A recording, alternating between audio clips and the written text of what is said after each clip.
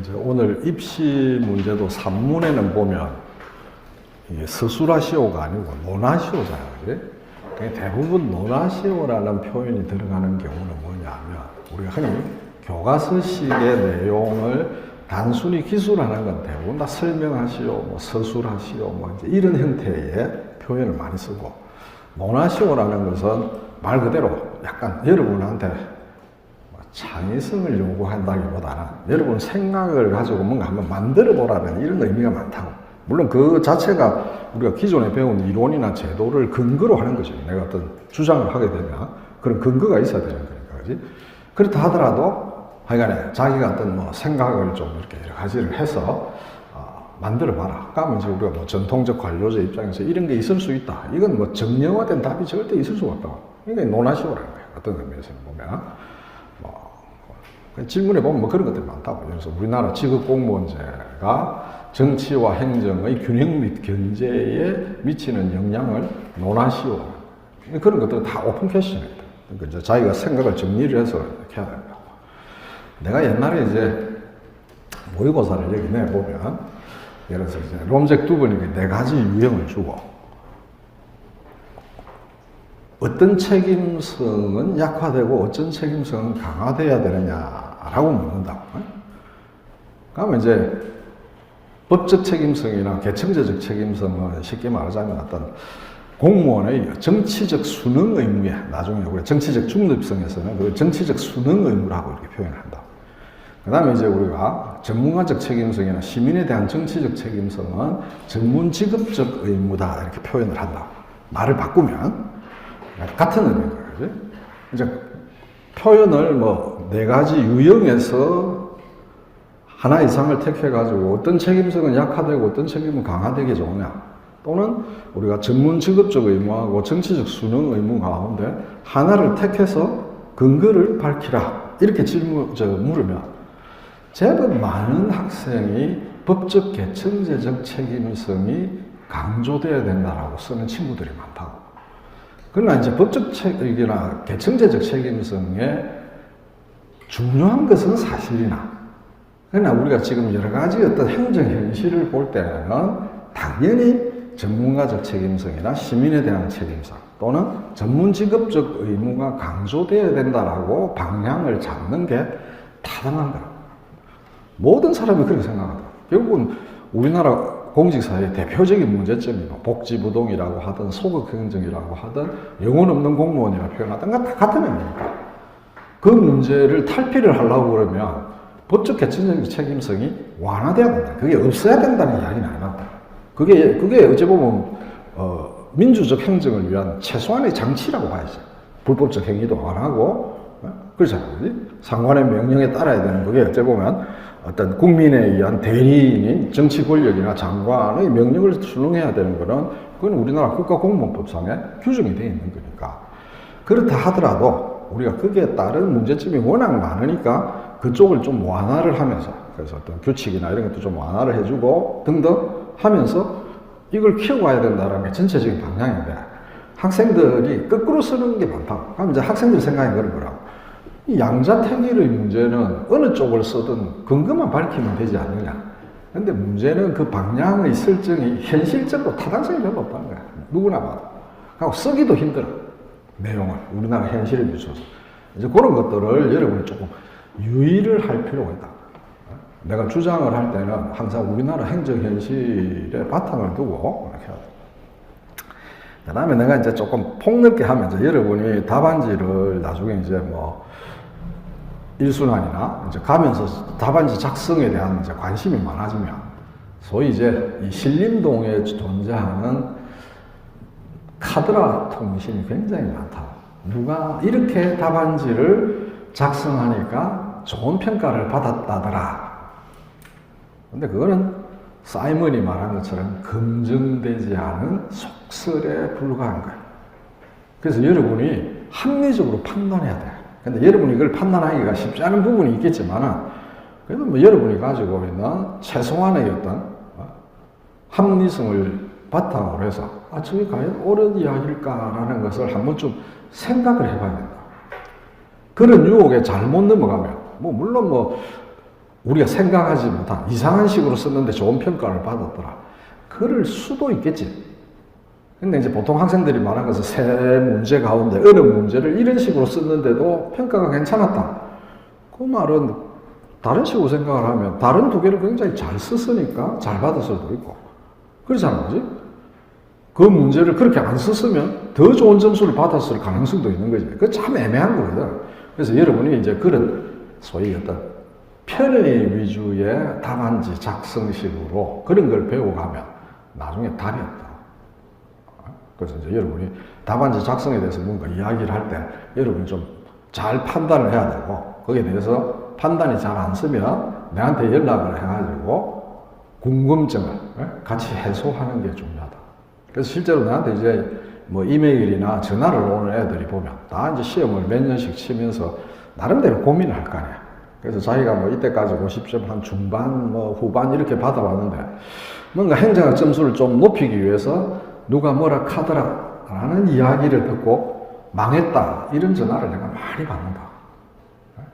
그 이제 대표적인 게 뭐냐면 재경직 최연소 합격한 애가 아마 법률저널인가? 아마 그게 이제 수기를 썼는데 행정학하고 관련해서 했다. 자기는 좀 행정학을 뭐라고 해야 되나? 하여간 좀 편하게 액세스 하기 위해서 중요한 학자들이나 이론 이런 것들을 한 몇십 개 정도 이렇게 딱 미리 정해놔놓고 자기가 밑에 어떤 글을 쓸 때 무조건 주제에 상관없이 그 내용들을 막 내리 꽂아가지고 글을 쓴다는 거예요. 그러면 편하지. 예? 그렇잖아요. 근데 그렇게 쓰면 어떤 문제가 생기느냐. 지문이 묻는 의도와는 전혀 상관없는 이야기들만 만들어지는 거야. 이 내용을 막 대입하는 식으로 하니까. 근데 그게 한때 신림동에서 굉장히 유행을 했다. 그래서 이제 어느 학생, 한 명뿐만 아니라 여러 명이 나한테 전화가 왔는데 자기가 그거 따라갔다가 행정학이 50 중후반을 안정적으로 받다가 42점 받았다. 그래서 실비전은 합평인데 행정학 점수 때문에 떨어진 것 같다. 그런 애들이 온다. 근데 그런 이야기를 여러분 절대 믿으면 안 돼. 그러니까 이제 학생들 입장에서는 이게 양은 있고 좀 이게 정량화된 어떤 툴이 있는 게 아니니까 뭔가 좀 쉽게 답안지를 작성하는 걸. 이제 그런 게 대표적인 게 유형화를 자꾸 하고 이런 거거든. 자꾸 그런 데 관심이 간다고. 근데 그건 어찌 보면 자연스럽긴 하지만 여러분이 받아들일 때 잘 받아들여야지. 그걸 잘못하면 나중에 호되게 당할 수 있다는 거야. 그래서 내가 이제 다음에 기출풀이를 할 때 그 학생이 어떤 식의 그러니까 학생이 하여간 일문에 대해서 이런 걸 썼다라는 거를 누가 이제 찍어가지고 내한테 보여주는데 내가 그 내용을 보니까 묻는 내용하고는 핀트가 완전 다른 이야기야. 근데 점수를 잘 받았대. 내가 생각하기에 다른 걸 굉장히 잘 썼겠지. 그러니까 일문에서 조금 그런 사소한 포인트들이 이상하다 하더라도 그렇게 생각을 해야지. 그것 때문에 점수를 잘 받았다. 이렇게 생각하는 거는 그건 굉장히 우리가 제법 오류라고 봐야 되죠. 그래서 이제 그런 것들을 여러분이 답안지 작성을 하면서 좀 하나하나씩 해소도 하고 좀 그럴 필요가 있다. 자, 그 논문을 한번 보자. 논문 앞에 이제 두 개가 있는데, 1번에 보면 이제 행정 철학 및 윤리의 맥락에서 발언 책임성 논문. 이거는 이제 쉽게 말하자면 그 이론 파트만 내가 가져간 거예요. 그러니까 여러분이 한번 좀 볼만하다 해서 우리가 어떤 책임성에 대한 어떤 철학적 윤리적 뿌리에는 세 가지 관점이 있다. 공리주의적, 의무론적, 목민사상. 목민사상은 그냥 까먹어버리고 이것까지 우리가 신경을 써. 크게 보면 이제 두 가지죠. 하나는 공리주의는 목적론 또는 결과론이라 불려진다. 최대다수의 태도 행복이니까 결과론이죠. 행동의 윤리적 정당성은 얼마나 좋은 결과를 가져오느냐에 따라서 판단하는 것이다. 그런 설명이 있다고 그지? 그 다음 밑에 보면 이제 의무론적 관점에서 윤리적 기원은 칸트에서 찾을 수 있다. 핵심은 모든 행위의 가치 판단 기준은 결과가 아닌 행위 과정의 의도에서 윤리적 가치를 찾는다. 우리 어제 이야기했거든. 앞에 말한 공리주의는 목적론적 인식 내지는 관점이고, 그 다음에 이제 요 두 번째 나오는 칸트의 입장은 의무론적 관점 내지는 어떤 인식이다. 이렇게 볼 수가 있는 거죠. 이제 그는 맥락에서 이번에 보면 행정이론의 관점에서 바라본 책임성 논의 이렇게 해놨다고 그죠? 그러면 이제 뭐 베버 이야기가 나오고 저 밑에 보면 관료제 이론에서의 책임성은 공식화된 법과 규율을 판단 기준으로 하여 그 소용 여부에 따라 보상과 처벌이 이루어진다. 따라서 관료제의 공무원은 법과 규율에 따라 주어진 임무를 가치 중립적이고 기계적으로 명확히 수행하는 것을 통해 책임성이 달성된다. 이거는 우리가 앞에서 말하는 것처럼 목적론적 관점이라고 합니다. 행위의 결과, 그게 법을 잘 지켰느냐 아니냐 가지고 우리가 책임성을 판단하는 거예요. 그지? 우리가 어떤 그런 결과, 목적론적 관점이다라고 봐야 되고. 따라서 신행정학에서의 책임성은 베버의 관점과 달리 가치 취향과 형평성을 강조한다. 그래서 보면 여기서 공무원은 정치행정 이원론에 근거한 정치적 중립자가 아니라 사회적 가치를 적극적으로 추구하나, 저는 우리가 프레드릭슨이 말한 공공의지를 실현하기 위해 임용된 어떤 전문가다, 관료라는 것은 이제 그런 이야기. 따라서 그 사람들은 자기가 가진 전문 직업적 지식이나 기술, 윤리를 바탕으로 국민을 위해서 일을 하는 거니까, 이거는 이제 우리가 보면 어떤 목적론적 보다는 의무론적인 관점이다. 이렇게 볼 수가 있죠. 이후 등장한 신공공관리론은 신행정학에서처럼 기존의 관료제에 대한 비판에서 출발한다는 점은 동일하지만 관점은 다르다. 핵심은 저 밑에 볼드인 것처럼 주인 대리인의 관점에서 행정의 목표와 공무원의 행동이 일치하게끔 정교한 유인체계의 설계가 중시하다. 성과에 대한 책임을 묻는 거니까 당연히 목적론적 관점이다. 이렇게 볼 수가 있겠지, 그지? 그 다음에 뉴거버넌스 관점의 학사는 책임성을 바라보는 관점을 수직적 관점에서 수평적 관점으로 전환할 것을 요구한다. 뉴거버넌스 이론하에서 행정의 책임성은 수평적 협력을 통해 자율적으로 조정되기에 정부와 시민 간 정치적 책임성이 강조된다. 거버넌스는 다양한 행위주체 간 자율적 협력을 강조하기 때문에 법과 규정에 명시된 역할뿐만 아니라 정치적 책임성이 요구된다. 이것도 이제 우리가 의무론적 관점이다라고 이렇게 봐야 되겠죠. 그죠? 그런 맥락에서 여러분이 어떤 각 행정 이론에서 강조하는 책임성의 주요 성격이 어떤 건지, 그게 우리가 목적론적 관점과 의무론적 관점에서 볼 때 어디에 주로 해당되는 건지, 뭐 이런 거를 우리가 한번 생각을 해볼 수가 있다. 그냥 참고로 생각을 해요. 여러분, 중요한 거는 각 이론별로 어떤 행정 책임성을 강조하느냐, 뭐 이런 게 중요한 거니까. 우리가 신공공관리는 보면 어떤 성과에 대한 책임, 그러니까 우리가 계약으로서의 어떤 법적, 계약이라는 의미의 법적 책임성과 관련이 있고, 그 다음에 하나는 우리가 고객에 대한 대응성, 뭐 이런 거를 강조한다, 이렇게 이야기를 할 수 있죠. 자, 그 다음에 이제 그 이승환 박사가 아니고, 이 친구는 이력이 보니까 좀 독특하던데, 미국에 가가지고 하버드 대학교에서 석사 과정을 마치고 지금 서울대 박사 과정에 있는, 뭐 나름대로 이유가 있어서 그렇게 됐지만 좀 독특한. 그래서 사실은 이제 지금 경력이 이르면 이 친구가 쓴 글이 시험 출제가 되기에는 별 가능성이 없다고 봐야 돼. 대부분 하겠어. 출제나 이런 데 문제를 미리 만들어서 문제 은행에다가 보내거나 아니면 실제 시험 그 출제장에 들어가는 사람은 뭐 대충 우리가 어느 정도의 어떤 그 경력이 필요한 거니까. 그런데도 불구하고 요 내용을 한번 읽어보는 것은 여러분이 이제 배운 것들을, 그러니까 책임성에 관한 논쟁은 우리가 앞에서 주관적, 객관적 책임성이라고 이야기했지만 다 그게 연류가 돼 있다. 거기에 따라서 관료에 대한 이미지, 관료에 대한 어떤 인간관에 대한 가정, 정치와 행정의 관계 이런 게 다 달라지거든. 그래서 이제 여기 보면 그 논문 가운데 그 논문이 뭐 굉장히 길다고. 그래서 규율 방식, 외적 통제와 내적 통제. 이때 외적 내적은 관료, 개인을 두고 하는 이야기라고. 우리가 이제 행정 통제로서의 외부 통제와 내부 통제할 때는 기관인데 이제 여기서 사용할 때는 그게 아니고 개인의 내적 통제냐 외적 통제냐는 의미로 쓴 거야. 그래서 표현이라는 게 이제 쓰는 사람에 따라서 조금씩 달라질 수 있다. 자, 밑에 보면 이와 관련된 대표적인 논쟁이 1930년대에 시작된 미국 하버드 대학교의 프리드리히 교수와 영국 LSE의 파이너 교수 사이에 전개되었던 공무원의 어떤 직업적 전문성을 인정할 것이냐 또는 행정의 책임은 선출된 정치인들이 지는 것이고 공무원들은 정치인들에게 복종만 해야 하는 것으로 볼 것이냐에 관한 논쟁이다. 우리가 말한 주관적, 객관적 책임성의 문제라. 공무원이 선출된 권력의 대리인으로서만 가능하다고 보고 자율성을 부정하게 될 경우 주어진 권한을 적정하게 활용하여 주어진 업무를 수행하느냐를 점검하는 외적 통제가 주요한 통제 방식. 공무원이란 단순한 대리인이다.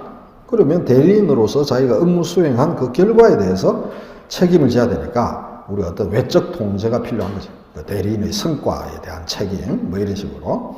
그래서 주인 대리인의 관점에서 볼 경우 대리인이 주인의 이익에 반하여 사적인 이익을 추구하거나 업무를 해태하는 등, 게을리하는 등, 해태하는 등, 도덕적 해이가 발생하는 것을 방지하기 위해 행정의 책임성 확보가 필요하다. 공직자들은 일반 국민의 의사에 따라 움직이는 대리인으로 활동하면서 공직사회 내에서는 장관 등 조직 내 최고위직의 명령을 받는 대리인의 지위를 갖는 내외적으로 복합적인 주인 대리인 관계를 맺고 있다. 선출직은 국민을 위해 일하고 공직자는 선출직을 위해 일한다는 주장까지 제기될 수 있는 것이다. 뭐 등등 그런 설명을 해놨다. 그지? 반면에 우리가 프리드리히처럼 우리가 주관적 책임성의 맥락에서 공무원의 직업적 전문성을 강조할 경우 공직자의 정치로부터의 자율성과 공직윤리에 기반한 내적 통제가 필요해진다. 현대국가의 공직자는 단순히 주인의 지시를 받는 대리인 역할에 머물지 않고 전문 직업인으로서 국가와 공동체의 이익을 증진하기 위해 노력하는 주체로서 기능한다. 공직자들은 상급자나 선출된 권력이 아닌 국민에게 최종적인 책임을 진다고 보아야 된다. 정치 권력의 눈치만 살피는 영혼 없는 공무원에 대한 비판은 공직자들을 선출된 정치인의 대리인으로만 본다면 성립하기 어렵다. 다만 공직사회가 전문지식 집단으로서의 폐쇄성에 빠지지 않고 재량권의 오남용을 방조하기 위해서는 행정조직에 대한 외적 통제뿐만 아니라 어떤 내적 통제를 강화할 필요는 있다. 그러니까 이 말은 결국은 이제 재량권을 주었으면 그에 따른 부작용이 있을 수 있으니까 우리가 아까 말한 것처럼 어떤 외적 통제라든지 또는 어떤 윤리와 같은 어떤 교육을 통해서 내재화하는 윤리적 그런 윤리를 내재화하는 내적 통제 뭐 이런 거를 사후 조치를 하긴 해야 된다는 거지. 그러나도 어쨌든 우리가 그런 어떤 자율성을 부여하는 것이 필요하다. 뭐 이런 이야기를 해놨다. 그래서 이 내용은 뭐 우리가 앞에서 나온 뭐 주관적, 객관적 책임성 또는 관료의 어떤 역할에 관한 내용이니까 표현만 뭐 주인 대리인 표현을 가져와서 그렇지 사실 같은 맥락의 이야기인데 이제 재밌는 거는 그 다음에 내용이 재밌다. 우리가 엄격한 중앙 집권화와 개서제를 특징으로 하는 우리나라 공직사회에서 주기적인 선거를 통해 선출된 권력이 설정한 국정과제의 이행이 무엇보다 중요하며 소극적인 공직자들은 인사조치 등의 불이익을 받는다. 그러니까 어떤 국정과제에 대해서 소극적인 공직자들은 인사조치 등의 불이익을 받는다. 그런데 정권이 교체되면 지난 정부의 핵심 국정과제들이 부정되고 담당했던 공무원들은 부당한 업무 지시에 순응하고 앞장섰다는 명목으로 불이익을 받는 사례가 반복되고 있다. 우리나라 공직사회는 한편으로는 자율성을 존중받지 못하면서 법적 계층제적 책임성이 강하다는 거지. 다른 한편으로는 자율성을 발휘하지 않았다고 비난받는 이중적인 딜레마 상황에 있다. 그 말은 뭐냐 하면 우리가 소위 어떤 계층제적 책임성, 어떤 정치 권력에 의한 그래서 우리가 자율성을 존중 못 받는데 문제는 정권이 바뀌면 그 계층제적 책임성의 내용이 바뀌어버린다. 그러다 보니까 내용이 바뀌었는데 너가 거기에 부당한 데에서는 저항을 하고 해야지 너가 적극적으로 국민 공익을 위해서 일해야지 왜 그렇게 안 했느냐라고 자율성을 발휘하지 않았다는 것은 너가 전문성에 기초해서 국민을 위해서 왜 일하지 않았냐고 비난을 받는다. 이 하나의 딜레마다라는 거예요. 그래서 실질적으로 자율성은 안 주면서 정권이 바뀔 때마다 이런 문제가 발생을 하니까. 그래서 이제 이 이야기가 이 우리나라 이제 현실의 공무원이 가지고 있는 하나의 딜레마. 현실에서 보면 그렇잖아. 우리가 뭐 문체부, 뭐 블랙리스트 관련 공무원들 이런 예도 있고, 우리가 최근에 보면 그 어디지? 뭐 원전과 관련해서 산업부 공무원들이 최근에 무죄 판결을 받았다. 근데 그 사람들이 그 최종 대법원에서 무죄 판결을 갖기까지 오랜 기간 동안에 소송 비용뿐만 아니고 개인적인 어떤 뭐 공직자로서의 여러 가지 어떤 승진상이나 이런 데 있어서 불이익도 당했을 거고, 뭐 그래서 그게 보면 뭐 하여간에 어떤 안 좋은 선택을 한 사람도 일부 있고 뭐 이제 이런 이야기들이 언론 기사에 나온다. 그래서 그걸 우리가 관료의 책임으로 물을 수 있느냐라는 거예요.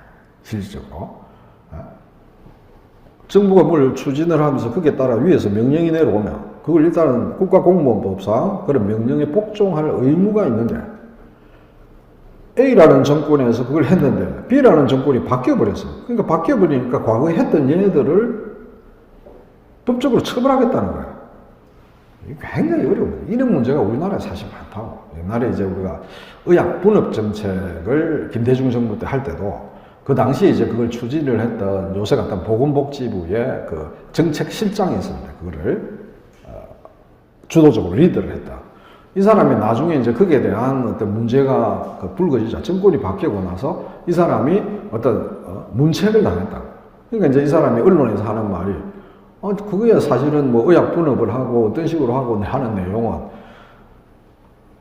정치 권력이 정해서 나는 그대로 한 거지. 그 책임을 왜 내한테 묻느냐 이러냐. 이게 이제 끊임없는 어떤 뭐라. 그래서 이런 것들이 어떤 의미에서 보면 나중에 이제 행정학적으로 중요한 이슈가 되는 거예요. 정치적 중립성을 둘러싼 거가. 이 정치적 중립성이라는 게 애매한 거야.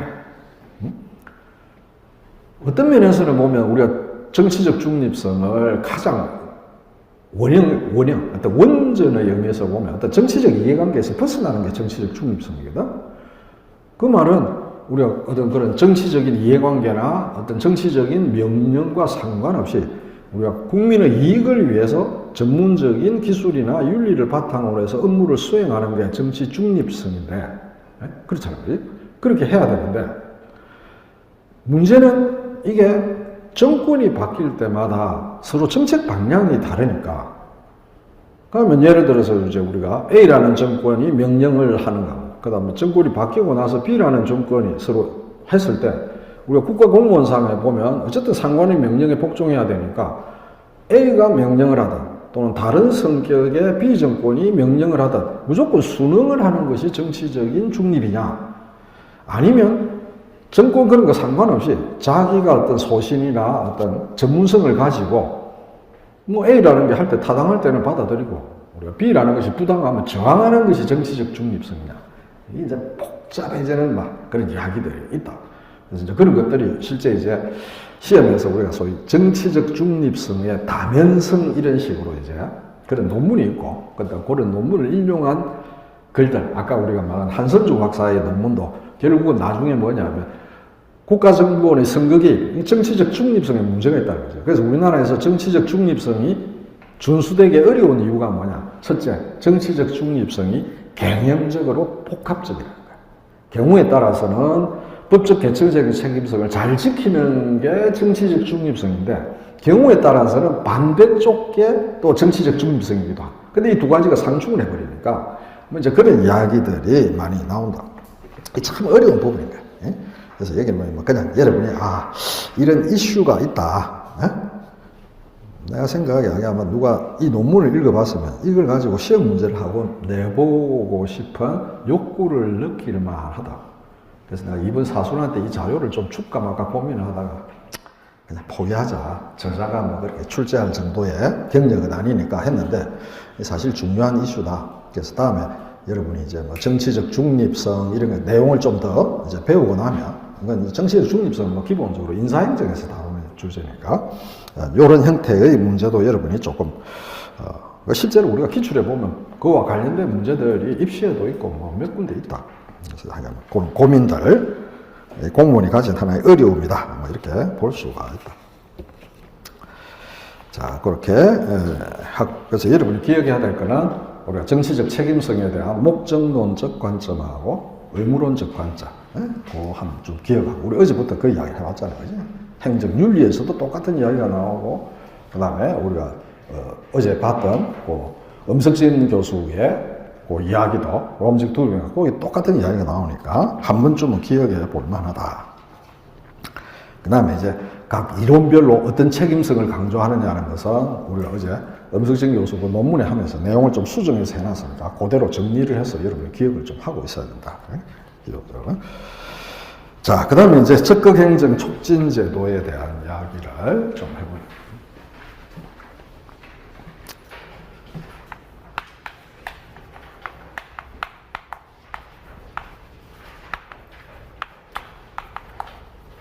그래서 이 적극행정 촉진제도는 우리나라의 이제 감사원이 주도를 해서, 감사원이라는 게 이제 모든 합법성 감사를 하는 데인데, 너무 우리가 공무원에 대한 합법성 위주의 감사를 하다 보니까 공무원들이 적극적인 행위를 안 하는 거지. 그러니까 이제 문제가 되니까 감사원이 이제 주도해서 적극 행정을 촉진할 수 있는 제도들을 마련해서 시행을 한 거라. 그래서 이제 이게 시험이 행시에서 한번 2019년 비교적 최근에 나왔다. 우리가 이것도 전에 내가 한번 언급을 했지만 관료제의 역기능 관점에서의 우리가 전에 역기능론 배웠잖아, 그지? 그런 관점에서의 소극 행정의 원인이 뭐냐? 그 다음에 이제 질문 두 번째는 기대이론. 이제 포텐 롤러 모형을 주긴 했는데, 어쨌든 뭐 간단하게 기대이론의 측면에서,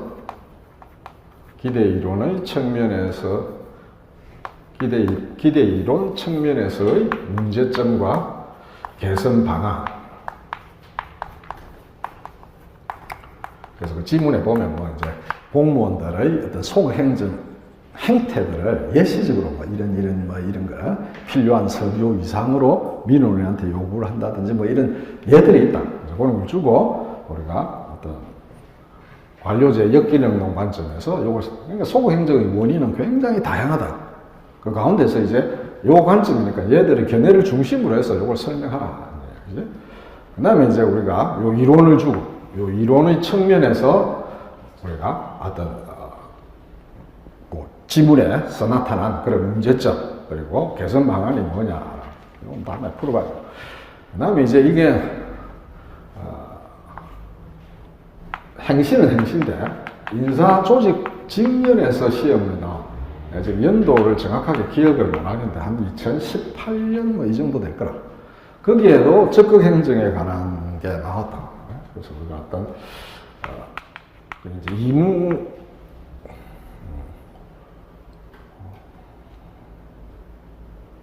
이문에 보면 우리가 어떤 적극 행정을 위해서는 뭐 예를 들어서 적극 행정을 위한 바람직한 행정 문화 이런 질문을 하면서 좀 이따가 우리가 배울 소위 퀸과 킴벌리의 경쟁 가치 모형을 활용해서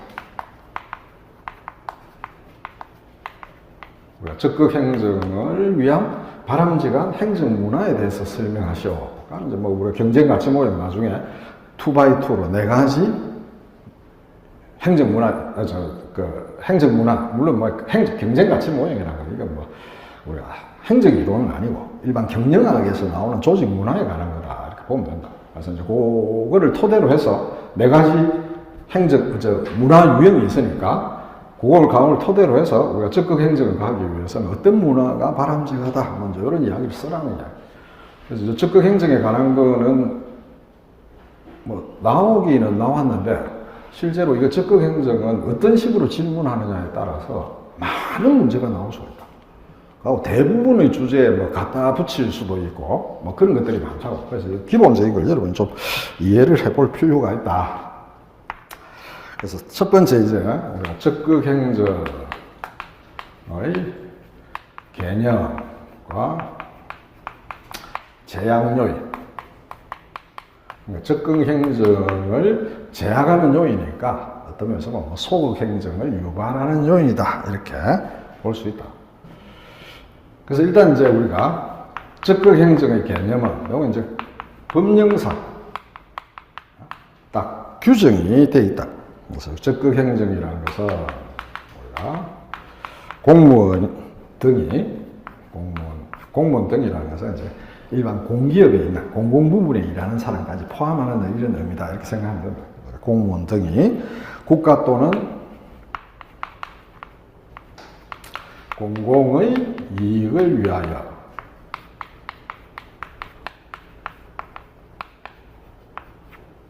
공공의 이익을 정진하기 위해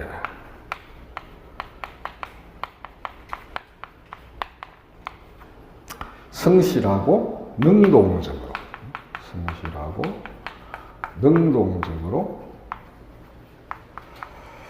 업무를 처리하는 행위다. 성실하고 능동적으로 업무를 처리하는 행위다라고 규정을 하고 있다. 그래서 이제 어느 학자가 논문에서 이 적극 행정의 가장 핵심은 능동성이다 이런 표현. 능동성. 그래서 어떤 뭐 고객 또는 어떤 민원인과의 관계에서 이 능동성이라는 건 뭐냐? 어차피 공무원이 어떤 명령이나 법규의 제약을 받긴 하지만은 그런 제약 하에서 어쨌든 민원이나 또 뭐 넓게 보면 공익을 위해서 자발적이고 적극적으로 뭔가 행위를 해야 된다라는 의미에서 하여간 능동성이 중요하다. 뭐 이런 이야기를 하고 있다. 자, 그 다음에 이제 두 번째 우리가 이런 능동성을 제약하는 요인이 뭐냐? 또는 뭐 적극성을 제약하는 요인이 뭐냐?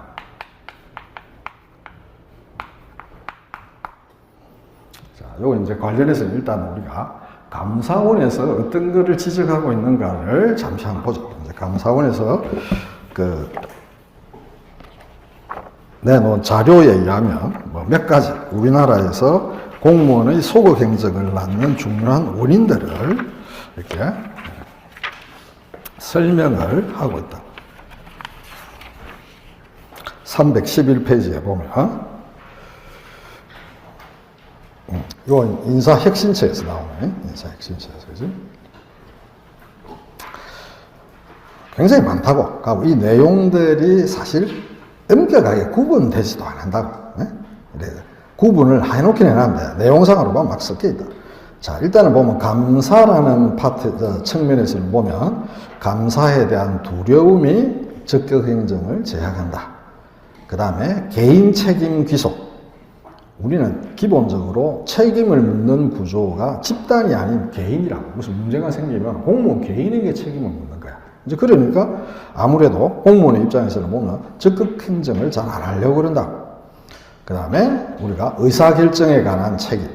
그래서 어떤 중요 사안에 문제가 발생하면 실무자가 책임을 지는 이런 문제.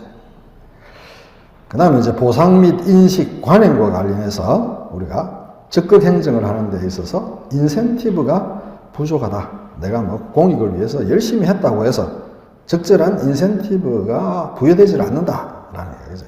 잘못되면 욕도 먹고 처벌을 당할 수 있지만 잘했다고 해서 뭔가 특별한 긍정적 인센티브가 없다. 그 다음 적극 행정에 대한 인식이 적고 적극 행정 문화 이런 것이 조성되지 않았다. 이제 주로 보면 뭐 문화 뭐 이런. 그 다음에 법령상으로는 보면 우리가 경직적 법 규정. 그래서 우리가 포지티브 방식의 법령 체계는 행정 변화에 대한 대응성을 제기한다. 여기 이제 포지티브라는 게 나중에 우리가 이제 규제에서 배우겠지만 이 포지티브는 기본적으로 원천적으로 모든 것을 금지를 하고 예외적으로 인정하는 방식을 의미한다. 원천적으로 못하게 하면서 예외적으로 인정하는.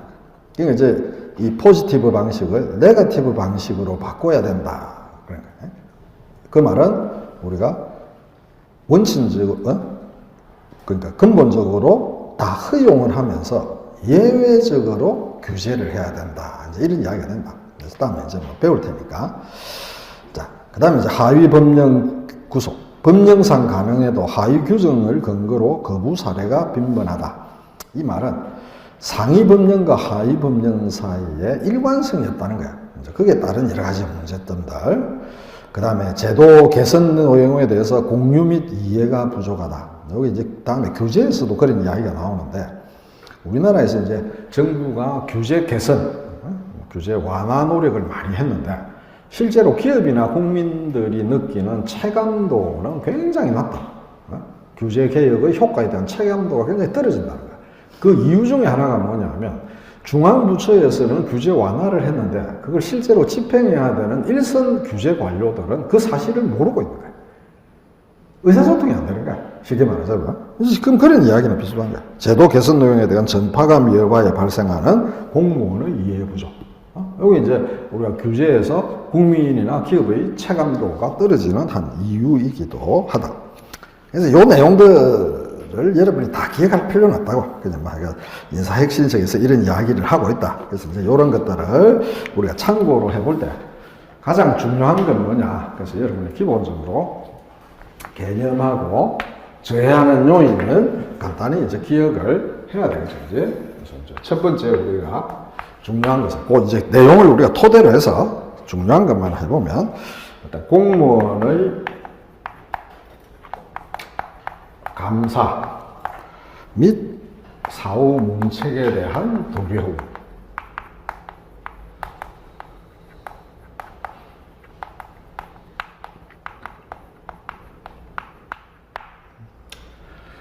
이건 뭐 당연한 이야기지. 그런데 왜 이게 특히 문제가 되느냐. 우리나라의 기본적으로 감사 시스템 자체가 개인에게 책임을 묻는다. 그 다음에 우리가 어떤 하급자 중심이다. 이게 특히 문제가 돼요. 특히 우리가 문제시되는 것은 우리의 감사 관행이 우리가 어제 이야기한 것처럼 우리가 하급자 중심의 처벌, 하급자에게 주로 책임을 묻는다. 그리고 개인 중심의 문책.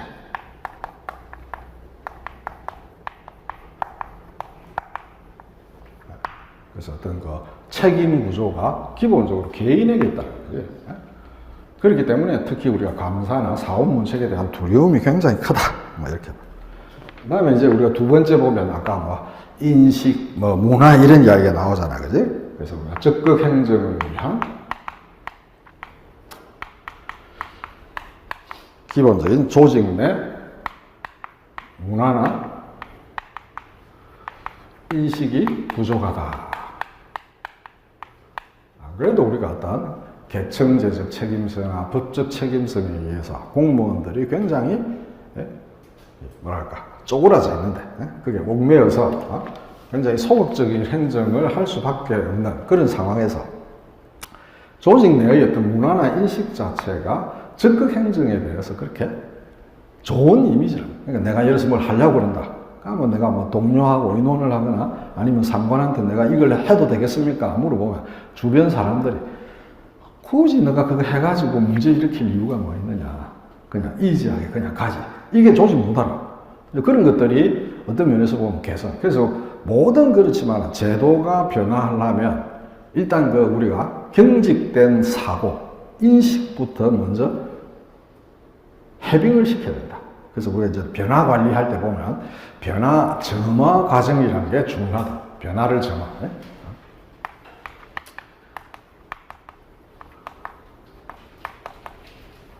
변화 점화의 중요성.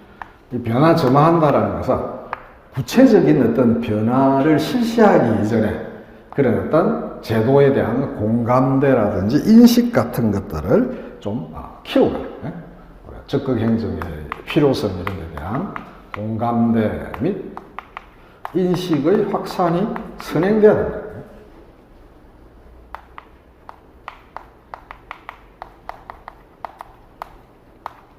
그러고 나서 이제 우리가 구체적으로 어떤 제도를 시행을 해야 돼요. 그래서 우리가 이제 이런 특히 적극적 행정을 위한 그래서 우리는 특히 그런 어떤 계층제적인 구조나 문화가 강하게 우리가 작용을 하고 있기 때문에 우리나라의 경우에 이런 어떤 적극 행정에 대한 인식 이런 것들이 조직 내에 이렇게 확산되어 있지 못하다. 그 다음에 이제 우리가 세 번째 보면 아까 우리가 인혁체에서 이야기한 내용들, 인혁체에서 한 내용들을 좀 정리를 해서 조금 서로 구별되게 해보면 이렇게 한 세 가지 이야기를 할 수 있다. 그 다음에 우리가 법 체계의 문제, 그래서 환경 변화에 대응하지 못하는 경직적인 법 규정.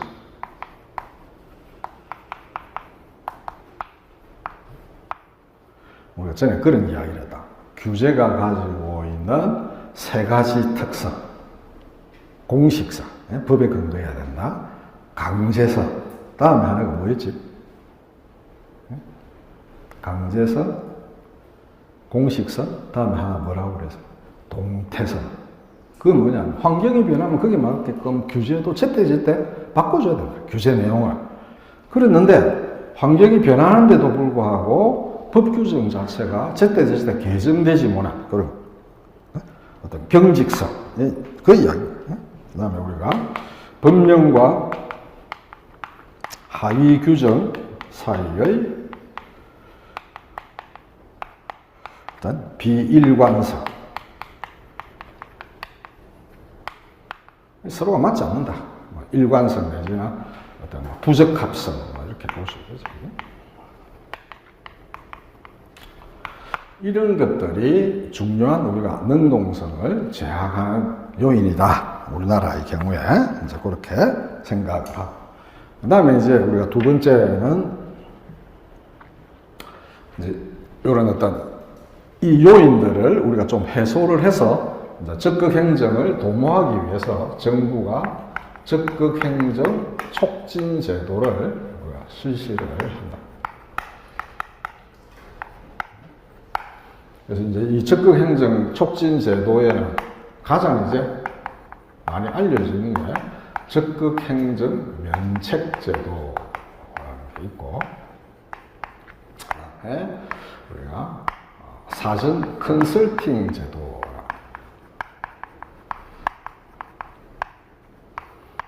그래서 여러분이 주로 기억해야 될 것은 이 두 가지가 어떤 의미냐라는 것을 이해하는 게 중요하다. 나머지는 뭐 그렇게 중요한 건 아니다. 그와 관련된 어떤 뭐 보상 체계에 관한 어떤 법. 이제 이건 감사원에서 자기들이 설명을 하고 있는 거니까 뭐 모범 사례 보상 제도 뭐 이런 게 있고, 모범 사례에 대한 보상 제도.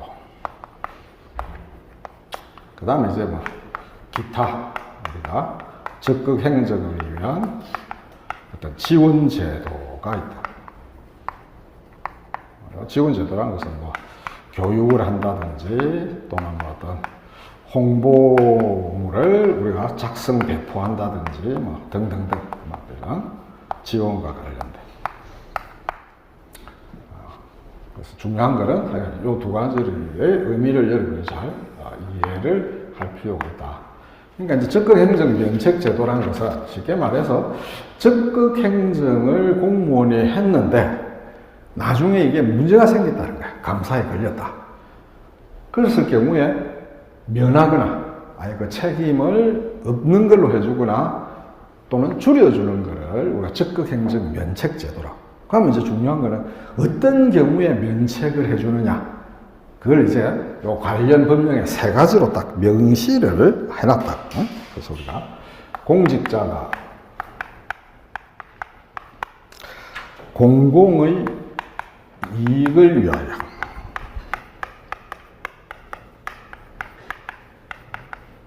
여러분 좀 기억하기 좋겠까?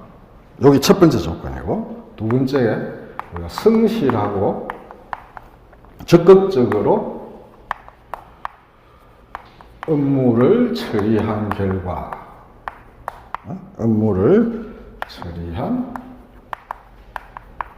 결과에 대하여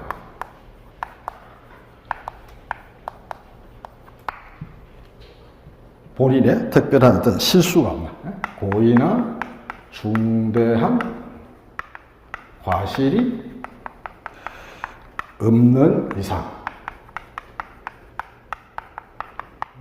우리가 책임을 면제 또는 경감해 주는 걸 말한다. 책임을 면제 또는 경감해 주는 것을 의미한다. 이제 핵심적인 키워드는 세 가지 조건에 부합된 공공의 이익을 위해서 했을 경우, 그리고 그 업무를 성실하고 적극적으로 업무를 처리했을 경우, 그리고 그 과정에서 고의나 중대한 과실이 없었을 경우, 과실이 없었을 경우, 이 세 가지 조건을 충족할 경우에 우리가 책임을 감면해 준다. 그게 이제 우리가 적극행정 면책제도라. 요거는 이제 공무원의 어떤 행정의 활동의 결과, 사후에 면책을 해주는 거지, 사후에. 그지? 근데 여러분이 이제 나중에 지적을 하겠지만, 이건 보면 이게 애매하잖아. 어떤 사안이 공공의 이익에 부합하는지 아닌지, 어느 정도 뭐 성실하고 적극적으로 했는지, 이게 굉장히 뭐 어째 보면 태도에 관한 주관적 판단이라고 볼 수 있는 거고. 이것도 고의나 중대한 과실이 뭐 어느 정도가 중대한 과실이고 아니면 경미한 과실인지, 굉장히 주관적인 기준이지.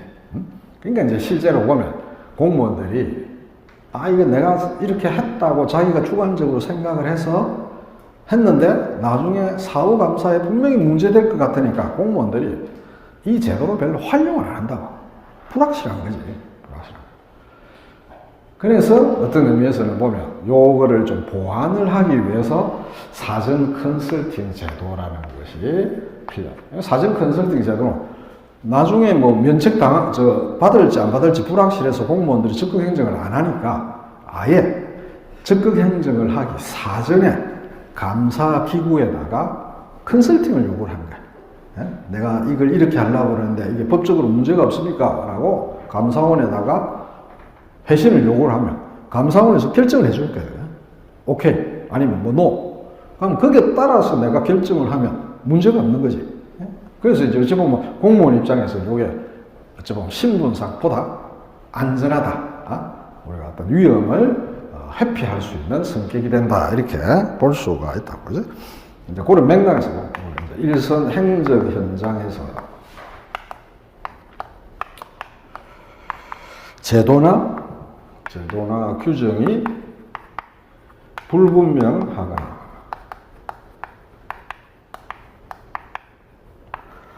선례가 없어.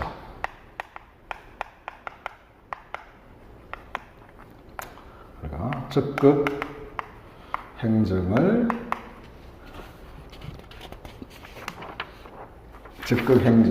주저되는 사안에 대해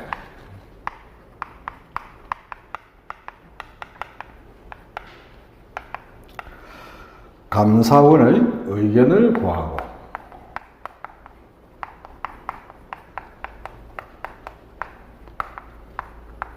그 의견대로 처리하며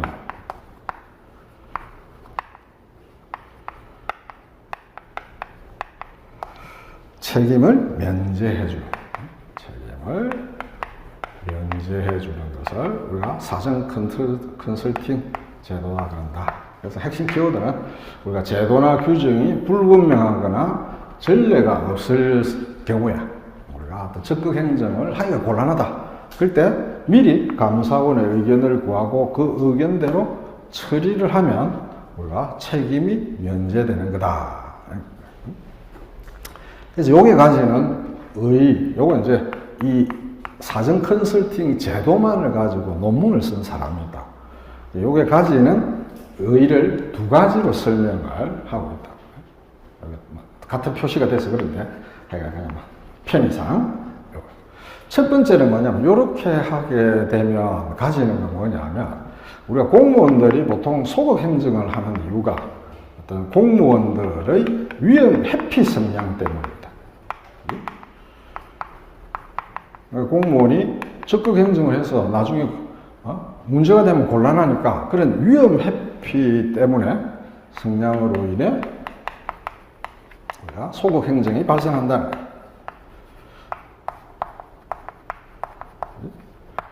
그래서 이 위험 회피 성향을 우리가 감사원에 물어서 감사원의 의견대로 하면 나중에 문제가 안 되니까 그런 어떤 공무원 개인의 어떤 위험 회피 성향을 우리가 좀 억제를 해주라. 그래서 이제 그런 의미가 있고, 그러니까 공무원의 어떤 위험 회피 성향을 우리가 좀 개선하는 그런 의미가 있고, 이것 때문에 위험 소유하는데 우리가 감사원 의견대로 하면 위험 회피라는 것을 할 수가 있는 거니까 이제 그게 도움이 된다 이런 의미고. 그 다음에 이제 두 번째는 우리가 책임 구조를 개인에게만 묻는 게 문제인데 이 경우에는 만약에 감사원 의견대로 하고 나면 그게 따른 책임 구조는 감사원하고 공무원이 서로 분산해서 가지게 되는 거니까 이제 뭐 그런 맥락에서 우리가 딱 위험 공유 시스템을 구축한다. 위험 공유 시스템의 구축이라는 면에서 의미가 있다. 이거는 우리가 어떤 다른 말로 말하자면 어떤 공직사회의 위험 분담 구조를 우리가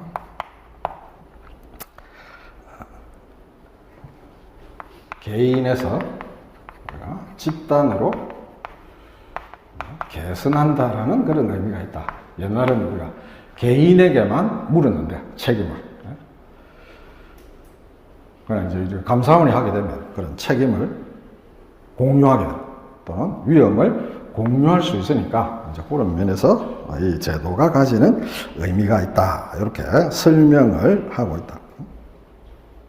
그래서 이제 이 내용을 보면 이 두 가지가 큰 의의가 있다. 그러니까 공무원들이 좀 더 적극적으로 임할 거다. 뭐 이런 생각을 하고.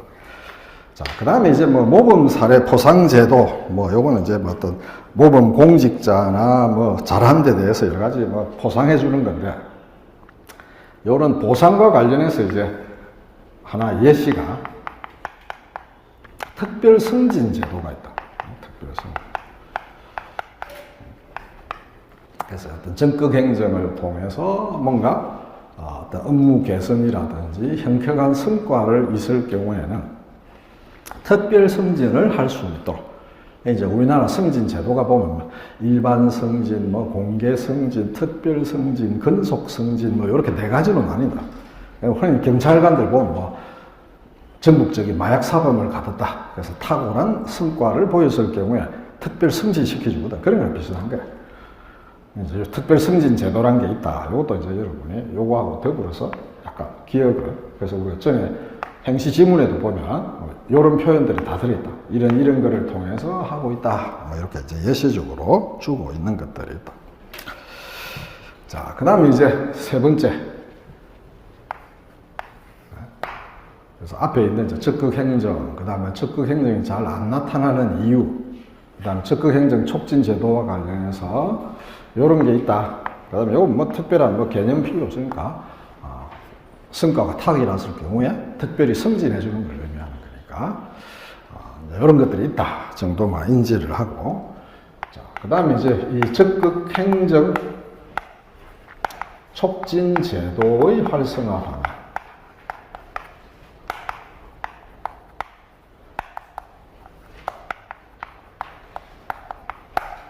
또는 우리가 뭐 적극 행정의 활성화 방안을 요 주로 이제 촉진 제도를 중심으로 설명한다. 뭐 이렇게 생각을 해도 되고. 그래서 적극 행정 촉진 제도를 어떻게 활성화할 거냐. 쉽게 말해서 공무원들이 이런 제도들을 적극적으로 활용을 해서 우리가 적극 행정을 보다 열심히 하도록 어떻게 할 것이냐. 뭐 이게 관한 거죠. 그죠? 그러면 우리가 이제 앞에서 나타난 문제점들을 좀 개선을 할 필요가 있다. 이 제도가 가진 문제점들을. 예? 그런 이야기를 할 수가 있겠어, 그지? 그래서 우리가 첫 번째는 일단 우리가 이 촉진 제도에 관한 공직사회 내부의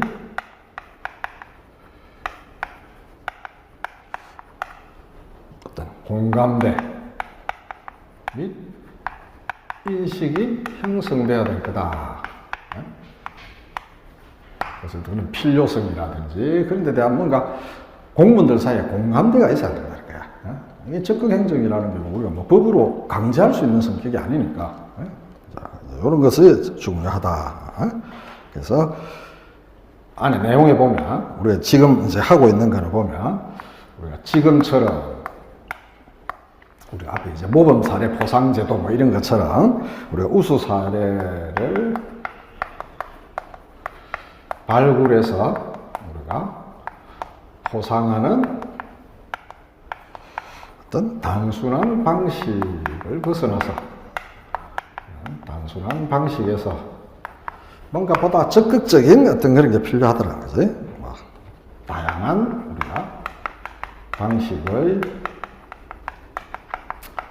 어떤 교육훈련, 어떤 적극행정 촉진을 위한 교육훈련이라든지 또는 어떤 뭐 현장 공무원과의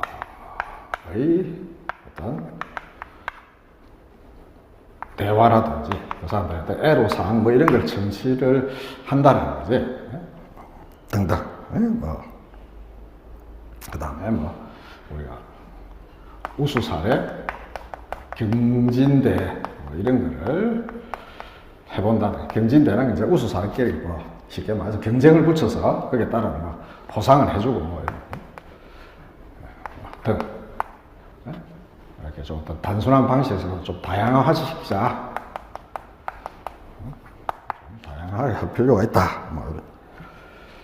자, 두 번째는 이제 우리 앞에 나온 적극행정 면책제도의 이 기준이 굉장히 모호하고 뭐 그렇다고. 이제 그런 맥락에서 우리가 적극행정 관련 어떤 평가 시스템이 개선될 필요가 있다.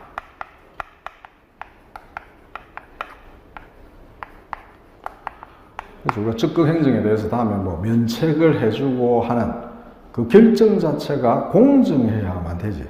이게 뭐 개인에 따라서 말이지, 일관성이 없다든지 뭐 이러면 안 되거든. 그래서 우리가 어떤 적극행정 관련 평가 시스템, 뭐 예를 들어서 우리가 특별 승진을 한다. 그럼 특별 승진이라는 건 결국은 극히 소수의 사람에게만 적용할 수 있는데 그게 공정성이 만약에 보장이 안 되면 문제가 있겠지. 이제 그런 걸 다 포함해서 적극행정 관련 평가 시스템의 개선을 하자.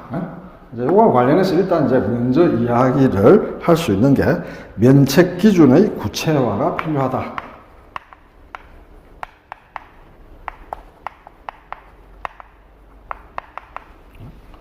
그래서 우리가 면책 기준에 보면 세 가지가 있어요. 공공의 이익을 위하여 성실하고 적극적으로 업무를 수행하고 고의나 중대한 과실이 없어야 된다. 이게 다 기준 자체가 기준이 모호하고 추상적이다. 따라서 이런 것들을 우리가 어떤 대표적인 예시들을 통해서 대표적인 예시를 통해서 좀 구체화할 필요가 있다. 그럼 우리가 뭐 면책된 그런 사례들이 있으니까 그런 사례 내용 이런 것들을 좀 바탕으로 해서 뭔가 그래도 좀 어떤 일반화된 어떤 가드라인 이런 것들이 좀 필요하다. 저 자체가 너무 모호하니까. 그래서 좀 구체화할 필요가 있다. 뭐 이런 이야기를 좀 할 필요가 있을 거고. 그 다음에 하나는 우리가 공정성을 담보하기 위해서 이런 면책 제도의 운영 과정 및 결과에 대해서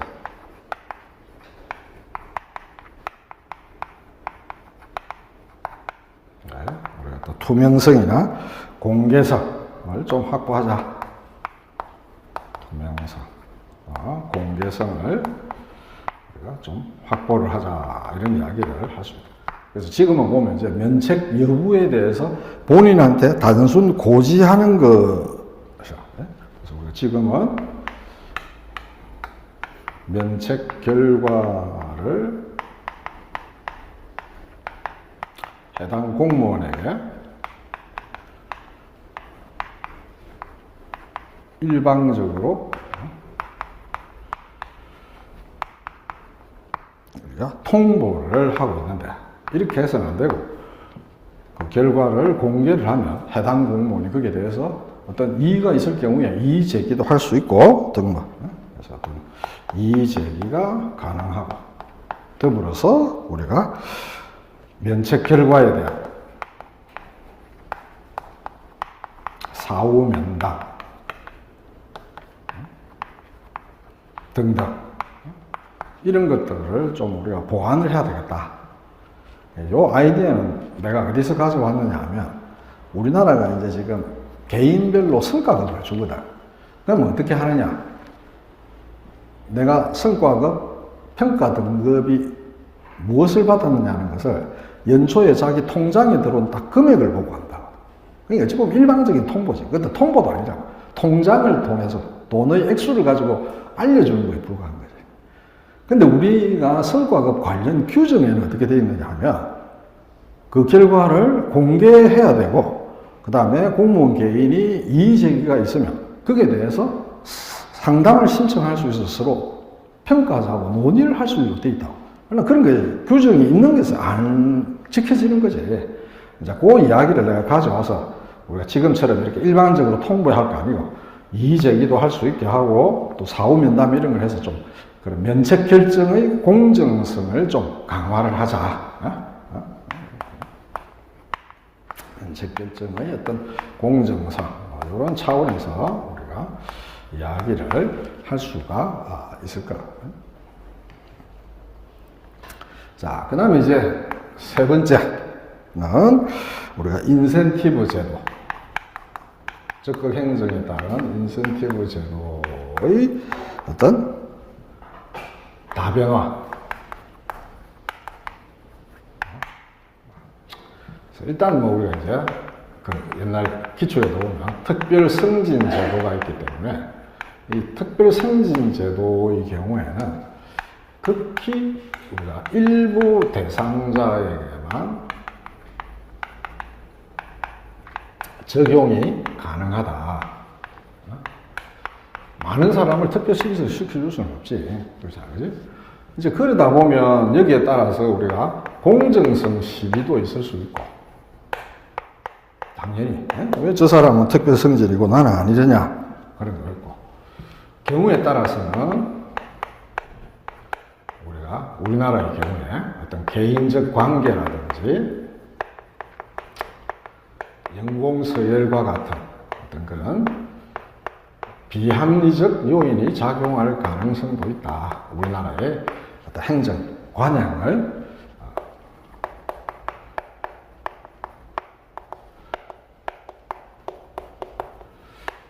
그래서 하여간 이런 부분들을 우리가 좀 어떤 특별 승진 제도에서 어떤 공정성 시비가 생기지 않도록 좀 유의를 해야 되겠다. 그런 이야기도 우리가 할 수 있을 거고. 그 다음에 이제 우리가 인센티브 관련해서는 사실 뭐 특별 승진 제도나 아니면 뭐 우수 기관에 대해서 포상해주는 뭐 이런 거밖에 없는데, 좀 이런 것들을 우리가 다양화하자. 그래서 우리가 어떤 적극 행정 결과를 예를 들어서, 예를 들은 것까지 우리가 어떤 특별 상여금과 연계를 하든지, 또 특별 상여금 형태로 우리가 연계하여 우리가 지급을 하든지, 요거는 이제 소위 말하는 우리가 외재적 보상이다. 외재적 보상. 외재적 보상이라는 것은 이제 뭐 우리가 외부에서 주어지는 하나의 어떤 동기부여라고 볼 수 있다. 보통 승진이나 어떤 보수 뭐 이런 게 대표적이거든요. 이것뿐만 아니고 좀 내재적 보상, 어떤 그 사람의 심리적으로 뭔가 진작할 수 있나. 그래서 우리가 어떤 뭐 상운이라든지 포상휴가라든지 아니면 우리가 해외 연수기에 부여등 어떤 비금전적인 어떤 포상 방식, 비금전적인 보상 방식을 우리가 병행해서 뭔가 좀 다양화시키는 게 중요할 거다. 뭐 이런 이야기를 해볼 수가 있을 겁니다. 근데 이제 우리가 시험에 나올 때는 우리나라 적극행정 촉진제도의 활성화 방안을 쓰시오. 이렇게 포괄적으로 절대 안 된다고. 요새 문제는 뭐 어떤 특정 이론에 하든 아니면 특정 이슈와 연계해서 어떤 그래서 하여간 여러분이 윤곽을 생각을 하면서 이런 거는 좀 기억을 할 필요는 있다. 평가 시스템, 이 세 가지 기준의 문제, 운영 과정의 어떤 공개성을 확보하고 뭐 이런 것들은 필요. 그 다음에 이제 어째 보면 약간 포괄적으로 보면 기타, 좀 더 촉진 제도에 관한 것은 아니지만 결국은 이런 촉진 제도가 잘 되려면 적극 행정이 많이 일어나야 되는 거니까 뭐 그런 맥락에서 우리가 어떤 조직 구조 및 문화에 대한 개선이 필요할 거다.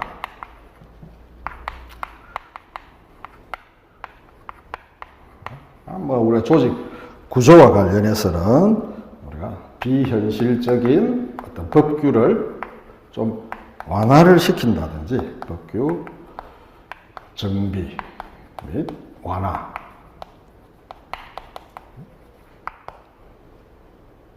여러분, 법규가 왜 구조냐? 할 수 있는데 내가 전에 한번 그 이야기 했잖아. 조직 구조의 세 가지 특성이 하나가 여기서 말하는 이런 법규와 같은 공식성 또는 어떤 정형화된 게 있고, 그 다음 직권화, 분권화. 그 다음에 이제 하나가 우리가 복잡성에 대해서 업무 분화하는 그 세 가지를 조직 구조의 3대 특징이라고 하거든요. 그러니까 이 법규는 이게 구조적 특징이라. 구조적 특징. 그러니까 이제 법규라는 이야기. 그 다음에 우리가 합법성과 처벌 위주의 감사를 탈피한다든지 예시적으로 이런 이야기들이 가능할 거다. 그 다음에 우리가 하위 상달식, 그러니까 하위 상달식을 다른 말로 하자면 상향식이라고 볼 수 있고, 밑에 의견이 위로 올라가는 거니까 상향식. 의사소통, 체계 등등 예시를 보면 이런 식의 통해서 우리가 돼야만 가능할 거다. 그 무슨 뭐냐면 밑에 사람이 현실적으로 법령이 애매모호해서 적극 행정을 하기 힘들다. 그럼 그걸 쉽게 상관한테 문의를 해서 서로 상담을 할 수 있고 그런 식의 어떤 상향식 의사소통 체계가 있어야만 좀 잘 될 거다. 그 다음에 우리가 어떤 면에서는 보면 협업행정 이런 것도 필요하다. 협업행정. 왜냐하면 우리가 어떤 문제를 해결하기 위하면 본인 개인이 아니고 다른 동료나 부서와의 협업을 통해서 그런 민원 문제, 뭐 어떤 건축 허가라든지 이런 거를 해결해야 될 경우가 많으니까 우리가 구조적 측면에서 보면 이런 협업행정이 좀 잘 돼야만 이런 어떤 적극행정도 잘 될 수 있다. 뭐 이런 이야기를 해볼 수가 있을 거거든요. 자, 그 다음에 뭐 우리가 조직 문화 측면에서는 우리가 적극 행정을 위해서 보다 좀 유연하고 어떤 대응적인, 뭐 혁신적인 그런 문화 조성이 필요하다. 그래서 적극 행정이라는 것이 우리가 위계 문화에서는 안 되지. 그래서 우리가 뭐 경쟁 가치 모형에 따르면 나중에 이제 우리가 설명을 하겠지만은 그 가운데 네 가지 모형 가운데 위계 문화에서 혁신 문화로 좀 전환할 필요가 있다. 여기 이제 인사조직 직렬에서 나왔을 때 묻는 핵심적인 내용이라. 경쟁 가치가 네 가지 유형의 문화가 있는데 그 가운데서 우리가 위계 문화에서 이렇게 전환이 되어야만 우리가 적극 행정이 보다 활성화될 수 있을 거다. 이런 이야기들을 여러분이 좀 염두에 둬요. 이건 막 포괄적인 이야기죠. 촉진제도 자체에 관한 거는 아니고.